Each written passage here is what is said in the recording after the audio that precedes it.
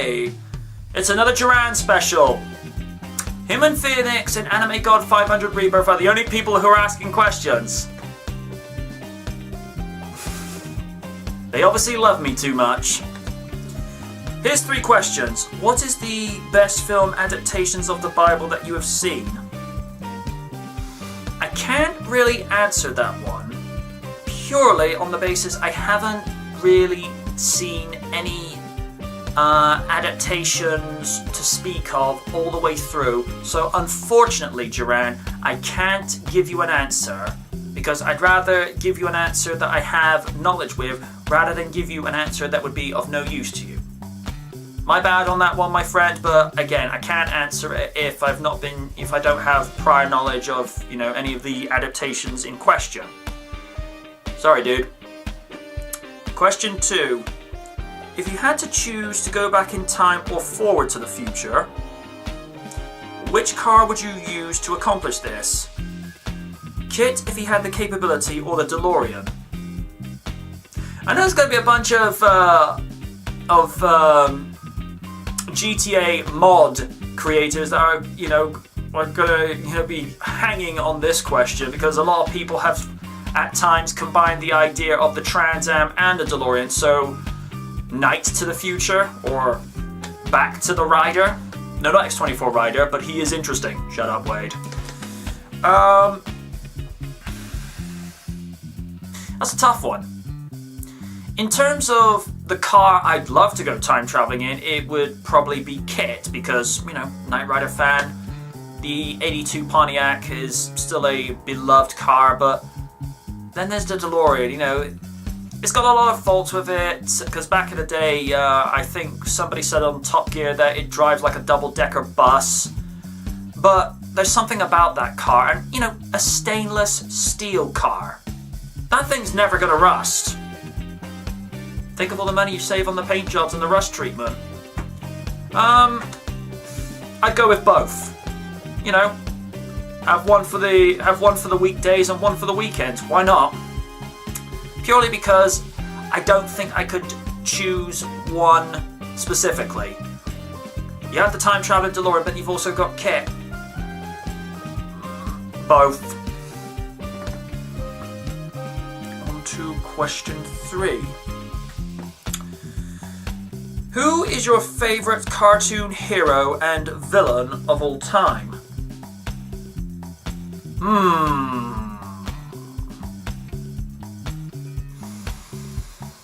It's a very, very, very good question.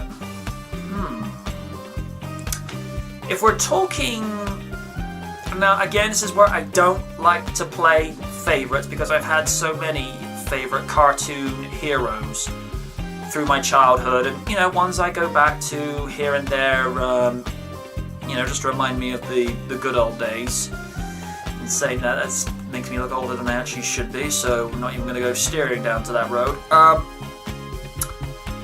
If I had to list like my 4 top cartoon heroes of all time in no ascending or descending order, one of them will be Sonic the Hedgehog, because in terms of the way Deke had the lines written for Jaleel White, and just the stories they had with Adventures of Sonic the Hedgehog and Sonic the Hedgehog Saturday Morning, in both versions, one's a little bit more grown up, the other one's a little bit snarky, a little bit more like a teenager with attitude, but in both versions, it's the Sonic we know and love. Next one would be Peter Parker and Spider-Man from Spider-Man the Animated Series, because Spider-Man in that incarnation I like to think of as, in terms of the humor and the snarkiness, I like to think of Spider-Man almost as a human superhero version of Garfield. And when I say this, is because Spidey is saying a lot of the things we're thinking, but with such a snarky, sarcastic wit that just made that character so likable. It was just like the way he would just throw these lines off onto villains like Doc Ock or the Kingpin. It's just like, Kingpin's like, this is a treat I've been waiting for. And then Spidey just says, considering your size, Kingpin, you will lay off the treats. You know, it's little things like that. Third one would be He-Man from the Filmation years.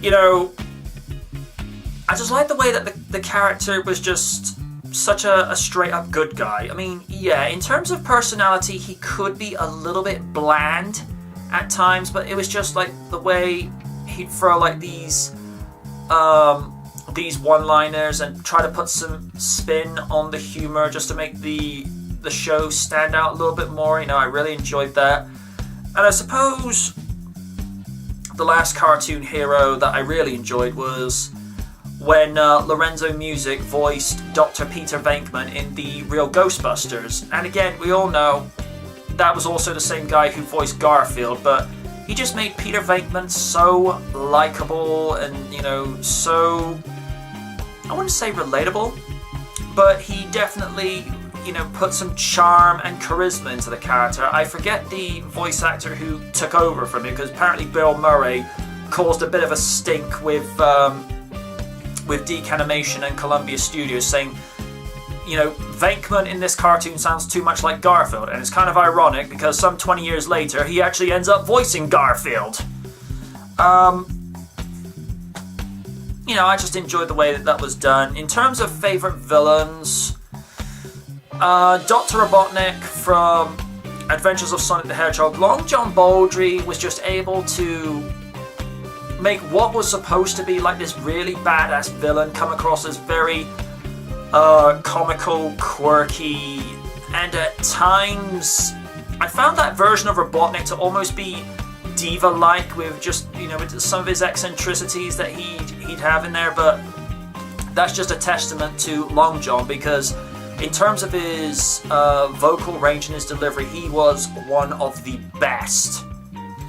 I think Mike Pollock is, let's just put it this way, if Long John Baldry is a perfect 10 in regards to how Robotnik was done, Mike Pollock is 9.99. He's just a shade off the top. Now, that is in no way any, you know, disrespect or a diss on Mike Pollock, because I love his version of Robotnik. He makes it very comical and very likable, and at times you kind of have sympathy for that version of Robotnik, because he tries all these ideas, but he doesn't play it off as like completely evil. He just sort of plays it off as, you know, like a comical genius that just wants a break.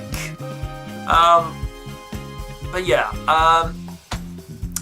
in terms of other villains, Skeletor from the 2002 He-Man Masters of the Universe by the Mike Young Productions, purely because I like the slightly darker tone that they played with that character, rather than just being like this very squeaky nasal voice that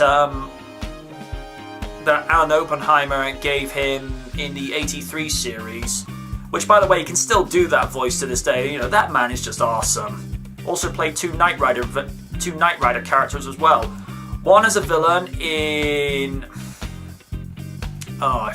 in Deadly Maneuvers, which was actually the first episode after the original pilot Night of the Phoenix, and the other one in Custom Made Killer as I believe it was a fashion retailer producer. I don't know.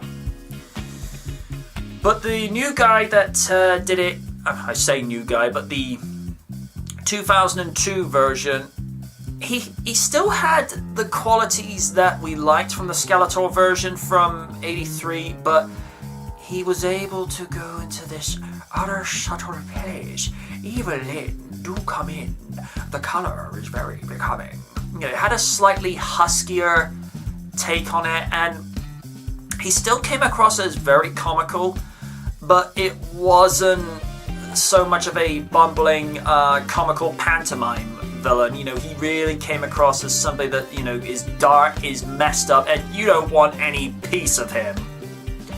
So, those were probably my best cartoon villains of all time. You know, just the way that they were written, and just the way that they were played out, you know, you don't get writing like that anymore. Opinion only. Right, is there any more questions after that? Nope, that's it. Right. From this episode, you know the usual shtick. Send a question to one of the social media links in the outro, comment section below. And until then, ask again, and good night from the night.